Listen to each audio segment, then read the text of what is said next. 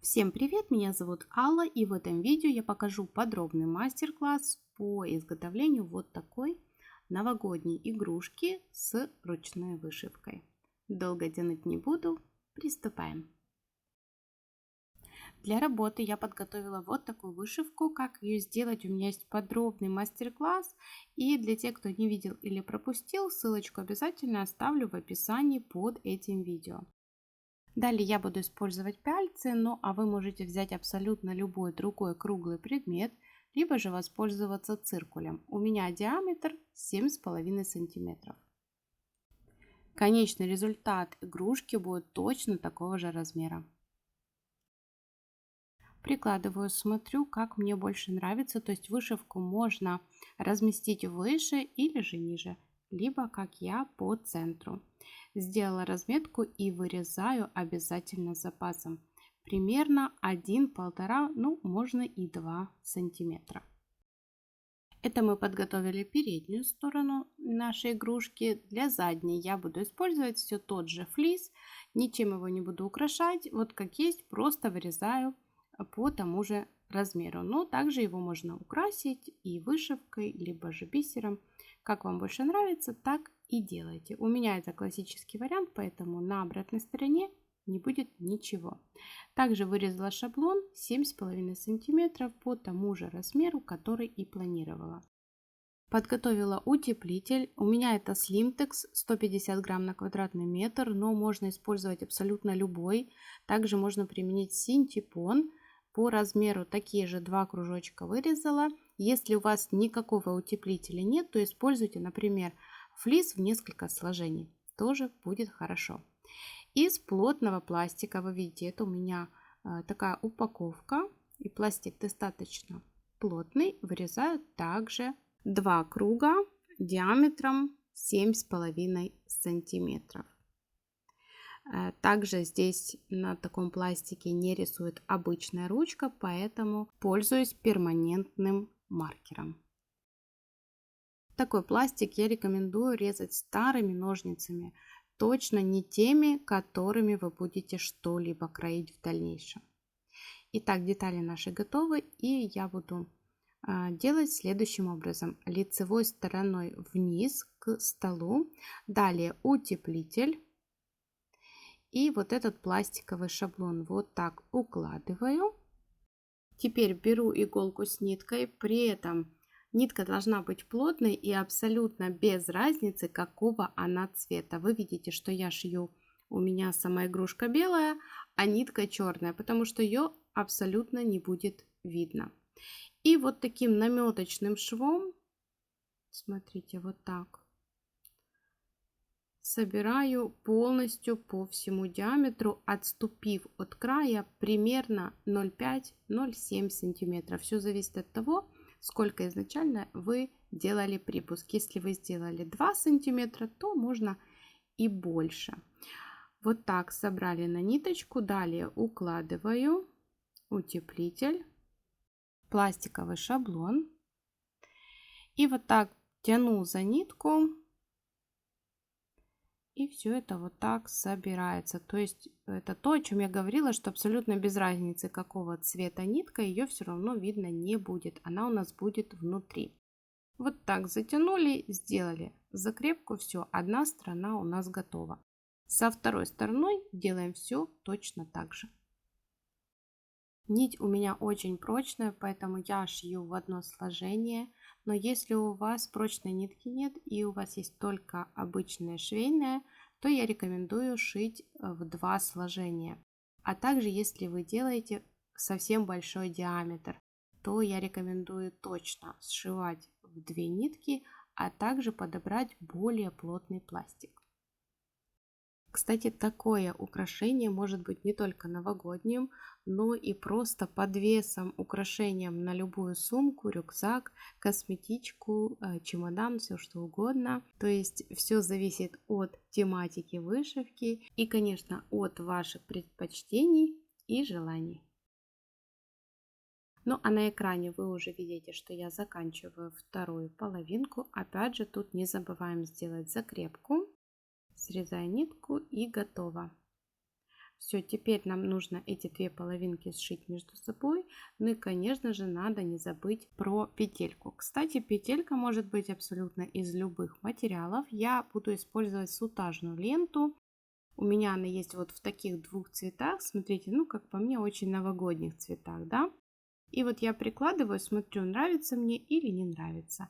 Повторюсь, можно использовать любые материалы, любой шнур, ленточку, все, что вам понравится, все, что у вас есть дома. Также можно оформить маленькую петельку, в которой потом можно продеть бусины, либо же цепочку, все что угодно. То есть здесь, ну, каждый выберет сам. Я выбрала вот такую золотистую сутажную ленту. Также определяюсь с размером. Ну вот у меня, смотрите, сколько здесь, 10 сантиметров. То есть я взяла 20 сантиметров сутажной ленты. Складываю пополам. Лишнее я срезаю, и обязательно эту ленту нужно пришить. И, кстати, не обязательно пришивать к какой-то конкретной стороне. То есть это может быть как задняя, так и передняя сторона. Но если у вас, как и у меня, на передней стороне есть четкий центр вышивки, то я рекомендую сначала вот эту ленту пришивать именно к задней половине, так как там у меня ничего нет. И когда я их буду совмещать, я это все отцентрую. Ну и мне будет легко. Смотрите, вот так пришила. Надежно пришила, потому что, ну, мало ли. И теперь, когда уже эта лента пришита, вот так я складываю. Я четко вижу, где у меня петелька, где у меня центр вышивки, вот здесь, да. И можно пришивать, но еще для надежности я использую вот такой клей гель момент. И буквально одну капельку вот здесь я еще приклею. Это актуальна тем, у кого есть дети, а также животные, потому что игрушка может висеть на елке. Ну, в общем, кому я рассказываю, у кого есть дети и животные, те и сами все прекрасно знают. Далее я беру мононить и вот такие бисерные иглы. У меня эти иглы японские, вот написано Made in Japan, но также есть такие же китайские, и их также можно использовать. На мононитке, так как тут плохо видно, прям ну, максимально ничего не видно, я делаю вот так несколько узелков. Так как флис это материал, на котором у меня вышивка, из которого, да, я вот шью, он такой рыхлый, то 1-2 узелка в нем просто не будут задерживаться. Поэтому узелков делаю вот прям несколько. До тех пор, пока я точно не буду уверена в том, что узелок будет надежным. Вот так. Вот, смотрите какой. Все, такого будет достаточно. Кстати, мононить использовать не обязательно. Сейчас расскажу, почему у меня именно такой выбор. Вот тут, где у меня клей, я вот так пальчиками хорошенечко придавливаю и несколько секунд держу. Все, там все зафиксировалось. Я точно уверена, что все прекрасно. Приступаю к обработке края. Так вот, почему я выбрала мононить? Потому что я буду обрабатывать край своего изделия вот таким прозрачным бисером. Если бы я, например, выбрала красный бисер, либо черный, ну вот золотой, если бы он был непрозрачный, я бы выбрала нить в цвет бисера, либо же в цвет изделия, которое я обрабатываю. Но так как у меня вот такой ну, прозрачный воздушный бисер, поэтому я взяла мононить. Способ, которым я сейчас обрабатываю край изделия, он, наверное, один из самых популярных. И, конечно же, я не исключение, он мой самый любимый. У меня есть отдельное подробное видео, где я показываю 4 разных способа обработки края.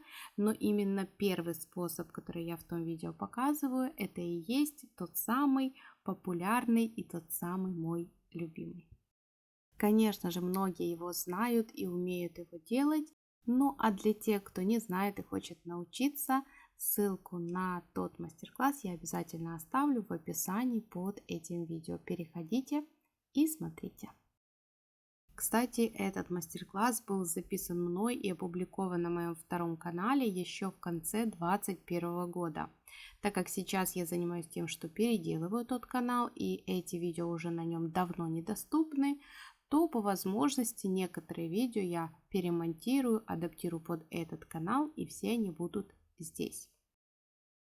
На моем канале вы найдете множество мастер-классов по шитью, вязанию, вышивке и рукоделию в целом. Поэтому, если вас интересует тема творчества и вы хотите научиться чему-то новому, то вам точно на мой канал. Ну что ж, вот такое воздушное новогоднее и очень красивое украшение у меня получилось. Результатом очень довольна. И, как и говорила, размеры этого украшения также остались 7,5 сантиметров. Это изначально тот диаметр круга, который я выбрала. И на этом видео подходит к концу. Если вам понравилось, поставьте лайк и напишите комментарий. Также подписывайтесь на канал, если вы еще не подписаны. Ставьте колокольчик, чтобы не пропускать новые видео и видеть их первыми. Также, если остались какие-то вопросы, пишите их в комментариях. Все их вижу, все читаю и обязательно отвечаю. На сегодня все. Всем пока-пока.